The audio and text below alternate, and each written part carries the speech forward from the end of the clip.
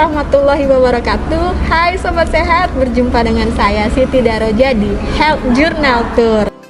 Sobat Sehat, sudah menyempatkan diri untuk olahraga belum? Kalau saya pagi ini pastinya sudah olahraga, karena melihat cuaca yang sedang terang benderang dan sangat enak, ya cerah banget ya untuk olahraga. Buat teman-teman yang masih rebahan, yuk cepet-cepet untuk olahraga, menyempatkan diri untuk olahraga. Sama seperti narasumber kita pagi ini yang sangat ceria, yang masih segar habis olahraga ya. Yuk kita langsung kenalan sama Kak Indra Pranajaya. Selamat pagi Kak. Pagi. Gimana Kak? Aktivitas hari ini, kesibukannya? Wah, sudah menumpuk? Sudah menumpuk. Padat merayap. Hari ini menyempatkan diri untuk podcast bersama ya dengan tim Health Journal Tour, karena banyak sekali informasi yang ingin Kak Indra bagikan. Apalagi saat ini Kak Indra sebagai salah satu tim Duta Edukasi RSUD Siti Fatimah, mukanya sering dilihat yang banyak dikenali. Pasaran ya? Pasaran, enggak pasaran. Sangat sering sekali ya. Saya bilang sangat sering sekali, ya hampir setiap hari beliau memberikan penyuluhan kepada para teman-teman sehat sekalian yang mau vaksinasi. Pagi ini kita akan berbagi cerita bersama Kak Indra tentunya sebagai tim edukasi kesehatan yang memberikan penyuluhan vaksinasi. Apa saja nanti kita poin-poinkan. Untuk itu sebelumnya kita tanya dulu sama Kak Indra. Kak, tugas dari penyuluhan edukasi kesehatan itu apa sih Kak sebenarnya selain memberikan edukasi? Jadi bahasa sederhananya dari masyarakat itu adalah menjadikan masyarakat dari yang tadinya tidak tahu menjadi tahu. Ya. Yang tadinya tidak paham menjadi paham. Yang tadinya tidak mengerjakan menjadi mengerjakan. Nah, itu bahasa sederhana sekali. Sederhananya gitu. Jadi bukan hanya memberikan informasi saja, harapannya masyarakat juga menyerap ya Kak ya. Jadi pulang nanti bisa cerita sama tetangga, tadi habis divaksin, ternyata vaksin itu bukan cuma disuntik aja, tapi ada manfaat yang lebih. Jadi bisa mengurangi rasa takut untuk vaksin. Tentunya pastinya itu, karena banyak sekali yang kan hoax-hoax yang beredar kan ya Kak. Respon keluarga sendiri juga ada beberapa mungkin yang tidak mau vaksin karena ada rasa takut tadi. Enggak, saya ngedenger berita dari ini gini, tapi kalau lihat dari masyarakatnya gini, membandingkan. Nah itu akan kita tanyakan langsung sama Kak Indra, kira-kira respon apa saja yang ada di masyarakat yang sering Kak Indra temui. Ada kesulitan nggak sih Kak setiap kali mau memberikan informasi ke masyarakat gitu? Ya, kesulitan itu pasti ada ya, karena memang masyarakat yang divaksin ini punya latar belakang yang berbeda-beda, punya pengetahuan, kemudian punya sistem informasi yang berbeda. Saya kira kesulitan itu pasti ada, tapi tentu ini menjadi tantangan bagi kami tim edukasi agar agar masyarakat itu lebih paham lah terkait dengan vaksinasi ini, sehingga apa yang kami sampaikan ini dapat diserap dengan baik. Untuk masyarakat itu sendiri Kak, sebenarnya berapa kali sih wajib untuk vaksin itu? Jadi masyarakat umum ini memang sesuai dengan standar yang ditetapkan oleh Kementerian Kesehatan bahwa masyarakat harus melaksanakan 2 kali vaksinasi. Nanti vaksinasi pertama akan diberikan, setelah itu 28 hari berikutnya baru akan dilaksanakan vaksin kedua. Kalau untuk di RSUD Siti Fatimah sendiri Kak, vaksin apa sih Kak? Jadi perlu kita pahami bersama, memang vaksin pada saat ini ada 2 yang sedang berjalan, untuk nakes dan masyarakat umum. Untuk nakes sendiri ini vaksinnya dilaksanakan sebanyak 3 kali. Jadi yang pertama dan kedua, kemudian ada yang ketiga, ini namanya booster. Booster. Biasanya setelah masuk ini Moderna. Jadi yang vaksin pertamanya Sinovac, vaksin keduanya Sinovac, kemudian untuk vaksin ketiga untuk boosternya Moderna. Sementara untuk masyarakat umum saat ini masih menggunakan vaksin sebanyak 2 kali. 2 kali. Jadi bagi teman-teman sehat yang belum vaksin, segera vaksin ya. Jadi vaksinnya tuh yang pertama dulu, nanti durasi waktu berapa Kak? Sekitar 28 hari. 28 hari, nanti itu akan terjadwal ya. Jadi nanti di sini didata di Vaskes yang dituju ya. Mungkin akan didata, kemudian diinformasikan kembali kapan untuk vaksin yang kedua. Jenis vaksin ini banyak nih, kayak dampak dari setelah divaksinasi. Nah, hal tersebut juga menimbulkan rasa takut masyarakat untuk vaksin karena ada katanya kok divaksin malah jadi sakit gitu Kak. Mungkin bisa diberi informasi itu termasuk apa sih Kak? Gejala apa sih Kak gitu. Apakah itu hal yang wajar atau memang itu nggak wajar, nanti bisa diinfokan kemana gitu. Jadi apa sih gejalanya ketika setelah vaksin? Memang ada gejalanya secara umum, ada yang kita sebut dengan KIPI. KIPI ini biasanya kalau bahasa orang awamnya setelah vaksin itu langsung ada respon. Kapan itu responnya? 15 menit. 15 menit setelah dilaksanakan vaksin. Apa gejalanya? Banyak sekali. Ada yang sampai ruam, ada yang dia sampai sesak napas, ada dia yang sampai pingsan.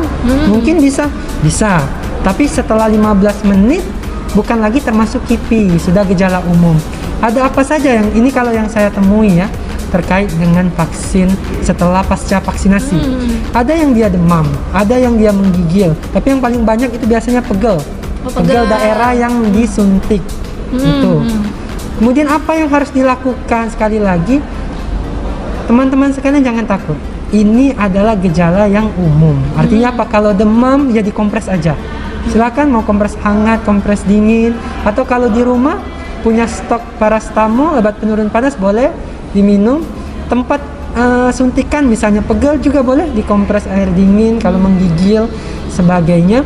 Tapi ingat, jika ini terus berlanjut, bisa hari pertama, hari kedua, teman-teman bisa nih langsung ke puskesmas atau langsung konsultasi. Ke dokter pribadi teman-teman sekalian.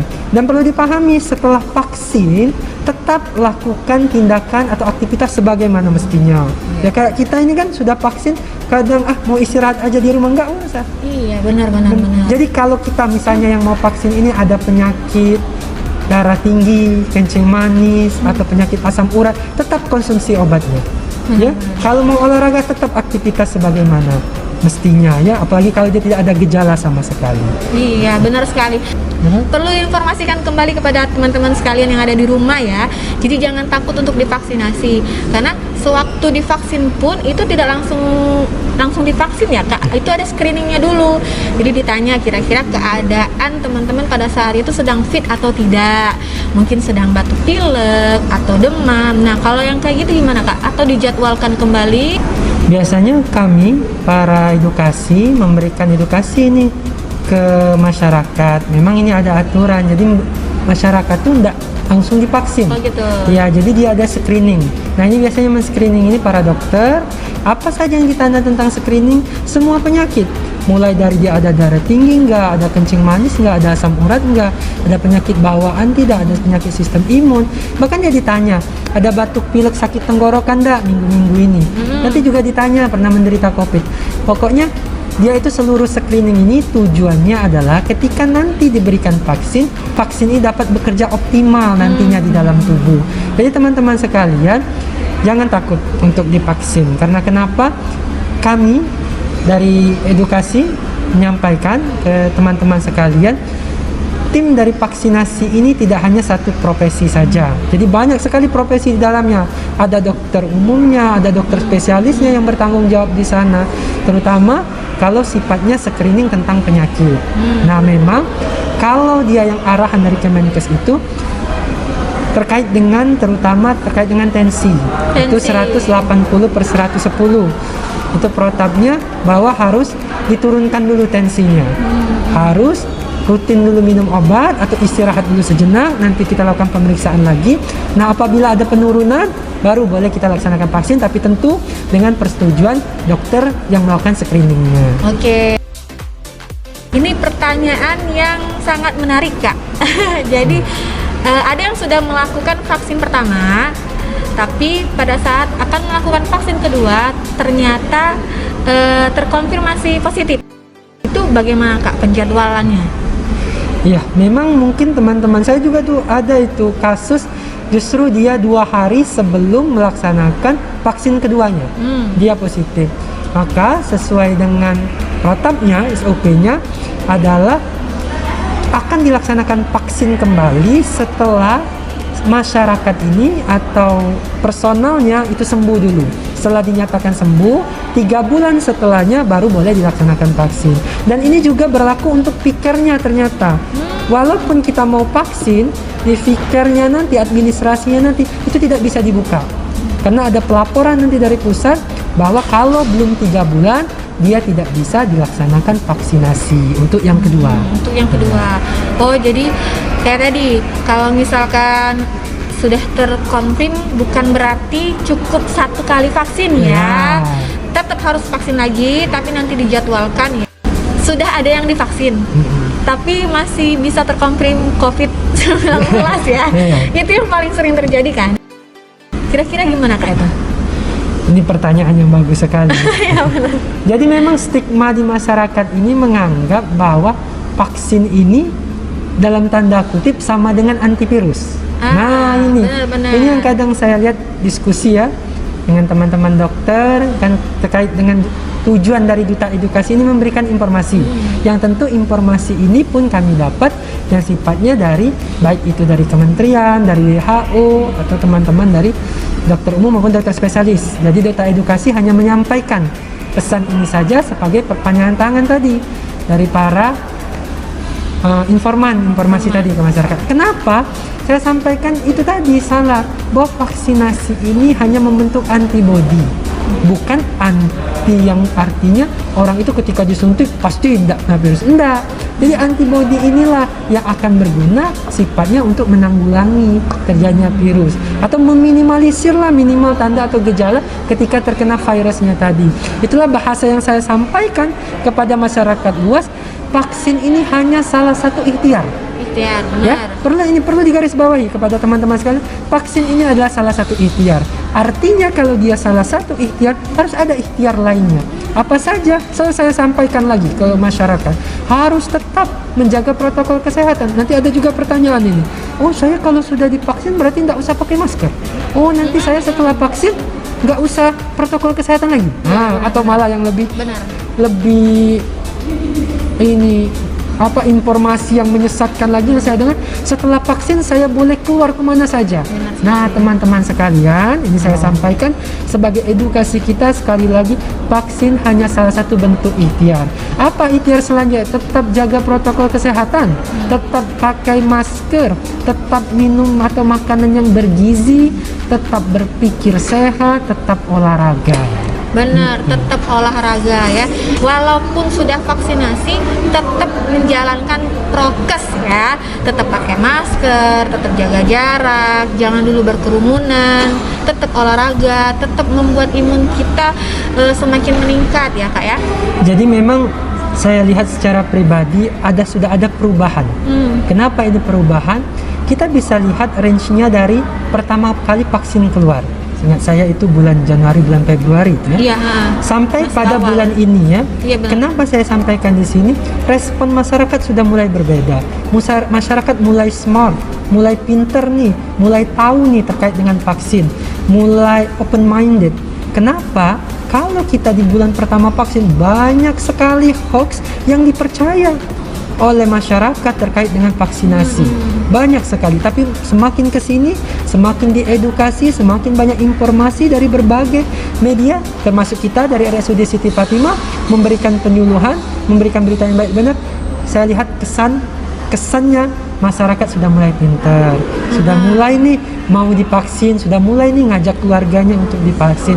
Sudah merasa bahwa vaksin itu penting. kebutuhan ya. Ya, kebutuhan dan penting itu sekali. Ya, benar sekali. Sekali lagi memang ada beberapa masyarakat yang menganggap bahwa vaksin ini mungkin untuk kelengkapan administrasi. Iya, benar sekali. Tapi itu biasa, maksud saya itu proses.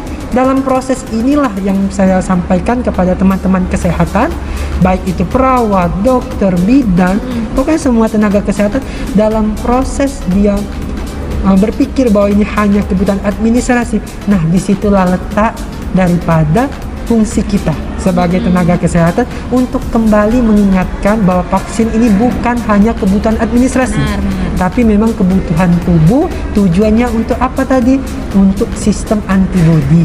Jadi memang teman-teman sekalian, sahabat sehat, beda-beda respon tubuh Iya, benar ketika sekali. divaksin atau ketika seseorang terkena COVID. Tidak bisa juga kita samakan. Oh ini sudah ketika divaksin dia demam. Oh ini ketika divaksin justru tidak ada gejala sama sekali. Memang beda respon tubuh. Tapi percayalah gejala-gejala umum itu memang wajar untuk diderita. Karena kenapa? Ada benda asing yang sifatnya vaksin tadi yang tentu vaksin ini sudah direkomendasikan baik itu oleh WHO maupun Kementerian Kesehatan. Hanya saja saya ingatkan respon tubuh berbeda-beda. Iya. Bagaimana menyikapinya? Nah, tadi sudah saya sampaikan kalau dia demam minum obat saja, dikompres saja, kemudian makan makanan bergizi, istirahat saja. Benar Itu sekali. saja. Adaptasi ya Kak Ya, adaptasi, betul. Betul, Mbak adaptasi Oja. benar sekali. Nah, teman-teman sekalian, mengingatkan kembali ya bahwa vaksinasi COVID-19 ini sangat penting untuk dilakukan. Jadi buat teman-teman yang belum melakukan vaksinasi, segera vaksinasi. Apalagi sekarang kan kata Kak Indra tadi, respon dari masyarakat udah smart ya, udah tahu bahwa vaksin itu adalah kebutuhan. Nah, sekarang Kak sudah mulai terasa bahwa ingin vaksin itu susah. Benar ya sih? Iya. Iya, udah mulai rame. Terus Saya lihat itu kebutuhannya kurang. Iya. di grup WhatsApp itu ada video orang mulai antri banyak sekali Iya, vaksin. benar sekali. Saya ngambil positifnya ini bahwa masyarakat sudah mulai smart tadi, sudah mulai melek nih, oh vaksin itu memang penting. Benar Gitu. sekali. Kayaknya sekarang udah mulai meningkat Kak ya. Di beberapa kota ada yang sudah meningkat, ada juga yang Ada yang menurun juga. Kak Indra, boleh dong bagi tips-tips apa saja untuk tetap bisa menjaga kebugaran di masa pandemi ini? Sebenarnya bukan cuma di masa pandemi ya. Nanti kalau kita sudah bebas dari COVID juga tetap harus menjaga kebugaran. Yang pertama mungkin teman-teman sudah tahu dan memang sudah lumrah, olahraga. Olahraga. Jadi tetap berolahraga, apapun jenis olahraganya. Iya. Mau dia bersepeda, mau dia jogging, mau dia main badminton, mau dia main futsal, olahraga. Karena memang olahraga inilah yang akan mengakibatkan aktivitas kita meningkat. Yang kedua ini terkait dengan konsumsi makanan-makanan yang bergizi. Kalau sahabat saya punya vitamin, boleh konsumsi vitamin setiap hari. Benar. Kemudian yang ketiga berpikir positif, manajemen stres. Ya, pengelolaan stres. Pengelolaan ya, stres ini penting stres, sekali. ya. Atau teman-teman nontonlah film-film yang lucu sama Iya, keluarga. benar. Atau melakukan aktivitas yang disenangi Iya. ya selama di rumah. Selama di rumah. Walaupun kita sekarang ini masih PPKM Kak ya? Iya, PPKM masih. diperpanjang kan? Jadi walaupun tidak bisa melakukan aktivitas di luar rumah, bisa melakukan aktivitas ringan di dalam rumah dengan melakukan hal-hal yang disenangi. Kemudian juga seperti kata Kak Indra tadi, saya tambahkan pengelolaan stres.